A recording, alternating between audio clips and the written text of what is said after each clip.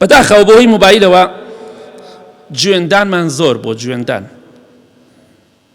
بڕۆسی کۆمنتەکان بکە بەداخەوە کەسانی وا دەبینی گوێن ئەدەن و قسەی ناشرین نەکەن یعنی بەڕاستی شەرمەکەی ئەبایە سڵحی بکدایە نەک گوێنی بدایە گوێندان صیفەتی ئینسانی بێدەسەڵاتە صیفەتی ئینسانی حاشا ذی النفس نزمە صیفەتی ئینسانی بێدەسەڵات و بێتوانا و جاهیل و نەفام و نەزانە ئینسانی بە شەخسیەت گوێن نادات کابرا هەرچەندە شەخسیەتی لای تۆ بێت خوا گوێنێکی دا شەخسیەتی لای تۆ مێنێ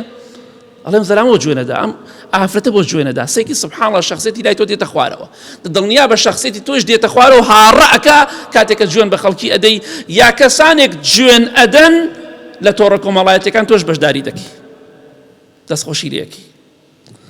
پێغەمبەری خوا فەرمیێ صلی الله عليه وسلم لە حەدیثێکی صحیح جامع صغیرە دەفەرمیێ ساب المؤمن كالمشرف على الهلكة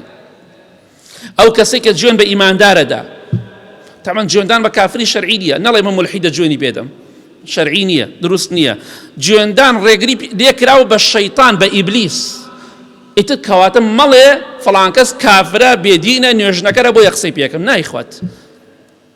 بێدینە بەدڕەوشتە لەشفڕۆشە هەر شتێکە نابێت گوێنی پێ بدەی گوێندان شەرعی نییە بە هیچ کەسێک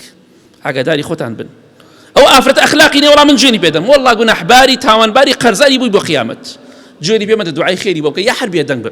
دەمی خۆت بکرە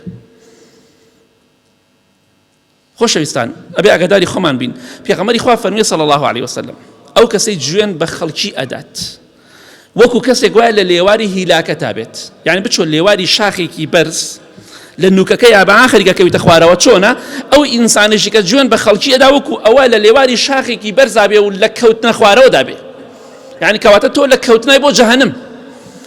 سباب المسلم فسوق خۆشەویستی خوا فەرمیێ صلی الله عليه وسلم گوێندان بە موسڵمان فاسقیە کەواتە ئەو کەسەی گوێنەدا فاسقە گوێن بە هەر کەسێک بدەیت کافر موسڵمان بێدین دیندار بە ڕەوشت پەنا بەخوا لەشفڕۆش هەر شتێکە شەرعینی ئاگاداری خۆتان قیامەتی خۆتان تاریک مەکەن وەکو ئەم ڕەشە مۆبایلە قیامەتی خۆتان تاریک مەکەن